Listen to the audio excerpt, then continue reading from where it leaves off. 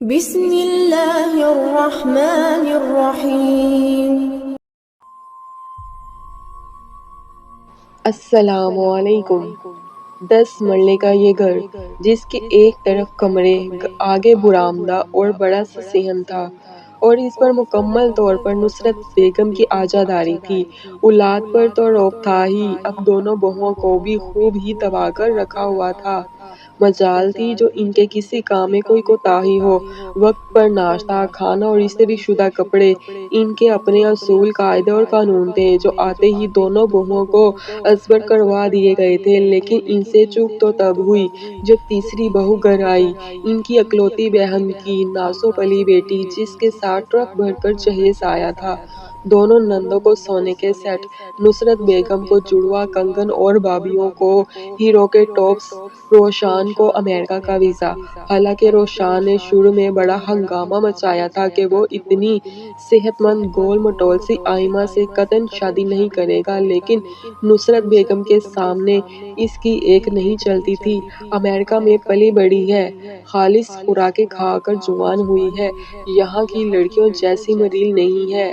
یہ صاف ثانیہ اور بھابھی کی اسمارٹنیس پر چوٹ کی گئی تھی۔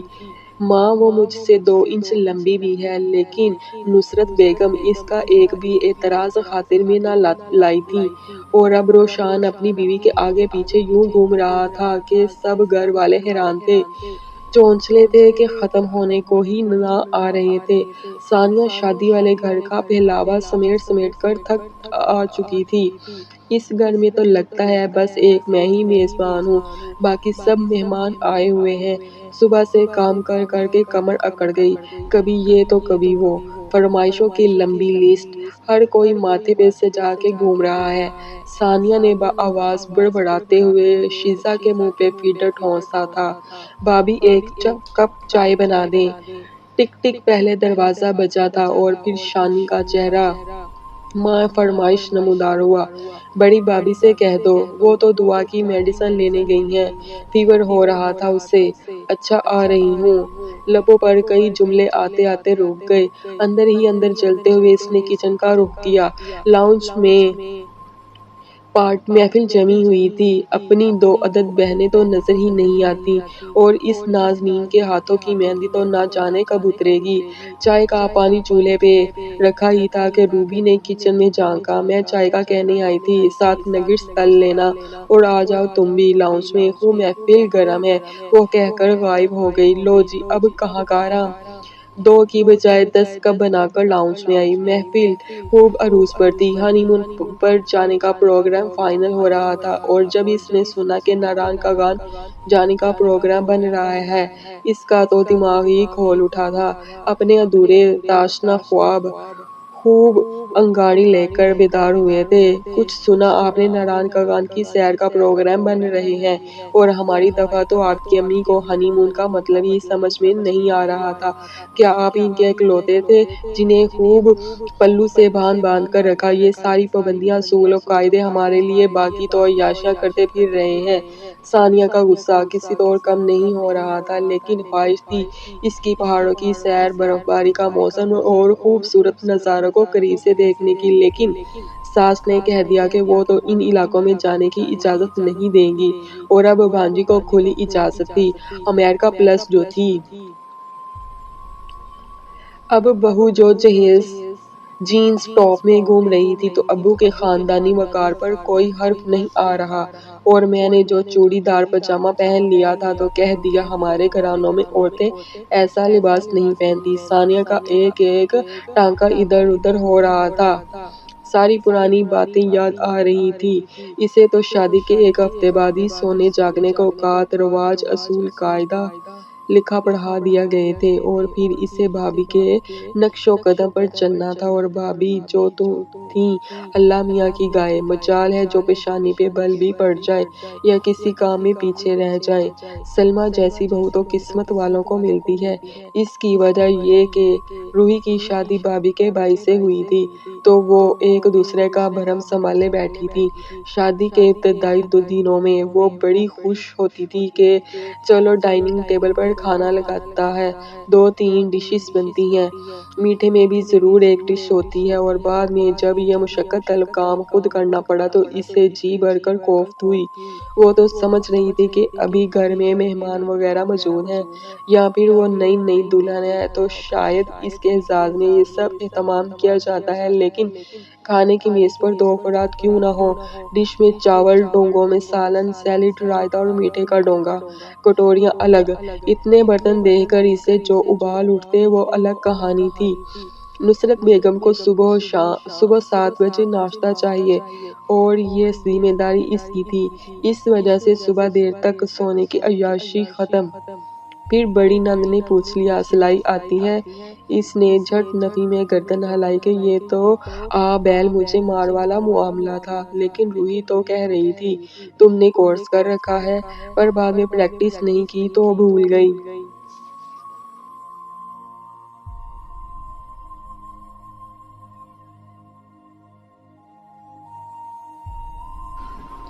اس نے بمشکل جان چھڑائی، لیکن نازی کو اپنی منوانے کی عادت تھی، تو اس میں کیا مشکل ہے؟ گڑیا اور کرن کے کپڑوں پر پریکٹس کر لینا۔ نہ صرف مشورہ دیا بلکہ اگلے روز 2 شاپر بھجوا دیے۔ اب وہ بڑی خوش تھی کہ چلو 4 دن آئمہ بھی عیش کر لے، پھر وہ دوپہر کا کھانا اور صبح کے برتن اس کے ذمہ لگائے گی، مگر وہ تو اماں کی بانجی تھی نا، وہ بھی امریکن پلٹ۔ ہنی مون سے واپس آ کر بھی اس کے ہاتھوں کی مہندی لگی ہی رہی، نہ اس نے میٹھا چٹوائی کی رسم ہوئی اور نہ اس نے کسی کام کو ہاتھ لگایا، اور نہ ہی اس پر کوئی ذمہ داری ڈالی گئی۔ ساس نے مہمان کہہ کر اس کا بھرم بنائے رکھا۔ دونوں بہنیں اپنے سسرال سدھاریں تو کچھ روٹین سیٹ ہوئی تھی۔ اب سارا دن گھر کے کام وہ اور بھابھی مل کر نمٹا لیتی تھی، لیکن اس نے ساس کو ہمیشہ بھابھی کا طرفدار دیکھا تھا۔ ہر آئے گئے کے سامنے ان کی تعریفوں کے پل ہوتے، خاندان میں کوئی تقریب ہو یا شادی، ہر جگہ بھابھی کو ساتھ لے کر جاتی۔ بھائی کے بچوں کے کپڑے برانڈ اور بوتیک سے لیے جاتے اور اسے عام سے بازار سے لا کر دے دیتی کہ بھابھی کا میاں یونان میں سیٹ تھا اور زیادہ کماتا تھا۔ جب سے روشان امریکہ گیا تھا، گھر میں سب کے خرچے لگا دیے گئے تھے کہ گھر میں تینوں بھائیوں نے دینے ہیں۔ اب ساس کی ناانصافیاں کھلنے لگی تھی۔ شایان سب دیکھ رہا تھا، مگر کیا کرتا، وہ یونان سے ڈیپورٹ ہو کر آ چکا تھا، یہاں کوئی ڈھنگ کی نوکری نہیں مل رہی تھی۔ اس نے شانی سے بات کی تو اس نے اپنے رونے شروع کر دیے تھے، پھر ادھر ادھر کی باتوں کے بعد یقین دلایا کہ وہ سیٹ ہوتے ہی اسے بلا لے گا، لیکن لگتا تھا اس کا اگلے 10 سال بھی سیٹ ہونے کا کوئی امکان نہیں، کیونکہ وہ بھی خود اپنے سسر کے زیر کفالت تھا۔ شایان نے ایک دوست سے پیسوں کا بندوبست کیا، کچھ ثانیہ کے گھر والوں نے ارینج کروا دیا تھا اور دبئی چلا گیا۔ بھائیوں اور ماں سے اس کا دل بہت بدظن ہوا۔ یونان سے 7 سال اس نے کما کر جو بھیجا تھا، وہ نصرت بیگم نے دونوں لڑکیوں کو ٹرک بھر کر جہیز دے دیا تھا، یا پھر اپنے جوڑے زیور اور کھانے پینے کی عیاشیوں میں اڑا دیا تھا۔ شایان نے سوچ لیا تھا اب وہ گھر پیسے نہیں بھجوائے گا، اور جب اس نے گھر پیسے نہیں بھجوائے تھے تو اب ایک نیا محاذ کھل گیا تھا۔ کام والی جانیں خود چھوڑ کر گئی تھی یا نصرت بیگم نے ہی آنے سے منع کر دیا تھا؟ آئمہ کے گھر والے پہلی خوشی سے سارا گھر خوش تھا، جیسے اس گھر میں پہلا بچہ آنے والا ہو۔ اس کو تو ساس نے ہتھیلی کا چھالا بنا کر رکھا ہوا تھا، ہر کام کے لیے اب اسے ہی آواز لگتی تھی۔ جب بھی کام کا ٹائم ہوتا، بھابھی اپنا پھیلاوا پھیلا کر بیٹھ جاتی تھی، کبھی الماری سیٹ کرنے لگ جاتی، یا بچوں کو پڑھانے بیٹھ جاتی، یا محلے کے دورے پر نکل جاتی۔ ابھی بھی شام کے برتن دھو کر وہ کمرے میں جانے کا سوچ ہی رہی تھی جب آئمہ کی آمد ہوئی۔ بھابھی مجھے مینگو ملک شیک بنا دو، کھانا تو مجھ سے کھایا ہی نہیں جا رہا، عجیب سی طبیعت ہو رہی ہے، فریج میں دودھ اور مینگو موجود ہیں اور بلینڈر وہاں رکھا ہے، وہ کہہ کر کچن سے نکل آئی تھی۔ غصے سے اس کا چہرہ سرخ ہو رہا تھا۔ چلو ساس کے اضافی کام تو وہ کر دیتی تھی، اب کیا ہر کسی کی نوکر بن جائے؟ وہ بھی گھر کی بہو ہے، اس کو بھی اپنی ذمہ داریوں کا خیال کرنا چاہیے تھا۔ پر کون سی ذمہ داریاں؟ نصرت بیگم نے تو اس پر کوئی ذمہ داری ڈالی ہی نہیں۔ تو کیا وہ اتنی بیوقوف تھی؟ اسے خود یہ حیرت ہوئی اور اگلے ہی لمحے اس نے فیصلہ کر لیا کہ اسے اپنے حق کے لیے انگلی ٹیڑھی کرنی پڑے گی۔ پھر اگلے روز وہ بھی آرام سے دیر تک سوئی تھی۔ اٹھ کر کچن میں جھانکا، گھر کے سب افراد ناشتہ کر چکے تھے سوائے آئمہ کے۔ وہ شاید اس کے اٹھنے کا انتظار کر رہی تھی، لیکن اس نے بھی اپنا اور شیزہ کا ناشتہ بنایا اور لے کر کمرے میں چلی گئی۔ یہ برتنوں کے ڈھیر کو نظر انداز کرتے ہوئے اس نے محض اپنے برتن دھوئے تھے اور پھر تو گویا یہ سلسلہ ہی چل نکلا تھا۔ ایک ایک کر کے اس نے سارے کاموں سے ہاتھ کھینچ لیا تھا۔ گھر میں کوئی بھی نہ بولا، اس لیے کہ جب ماسی نکالی ہے تو نصرت بیگم نے تو پھر سب اپنا اپنا کام خود کریں۔ ثانیہ کے دن بھی پھرنے والے تھے، کیونکہ اس کے شوہر نے دبئی میں قدم جمانے کے بعد اپنی فیملی کو دبئی بلوانے کا فیصلہ کر لیا۔ نصرت بیگم نے خوب واویلا مچایا، پر ان کی ایک نہ چلی۔ آئمہ کی زندگی کے بھی سنہری دن اب نصرت بیگم کو بوجھ لگنے لگے۔ بڑی بھابھی اپنے موڈ کی تھی۔ ثانیہ کے جاتے ہی انہوں نے بھی اپنا کچن الگ کر لیا۔ یوں گھر کی ساری ذمہ داری اب نصرت بیگم کے سر آ گئی۔ آئمہ کوئی کام نہ کرتی تھی اور نہ اس کو عادت تھی۔ گھر ہر وقت گندا رہنے لگا۔ نندوں کو بھی پروٹوکول ملنا بند ہو گیا۔ آخر ان کی خدمت اب کون کرتا؟ ثانیہ تو تھی نہیں۔ یوں جہاں ثانیہ کی زندگی میں دبئی آ کر سکون آیا، وہیں نصرت بیگم الجھ گئیں۔ اب ان کو رہ رہ کر ثانیہ کی قدر آ رہی تھی کہ انہوں نے ثانیہ کی پرواہ نہ کی۔ ثانیہ کے شوہر نے ہی اپنی بہنوں کی شادی بھی کی، لیکن ثانیہ نے آج تک نہ جتلایا تھا۔ بیٹا بے روزگار ہوا۔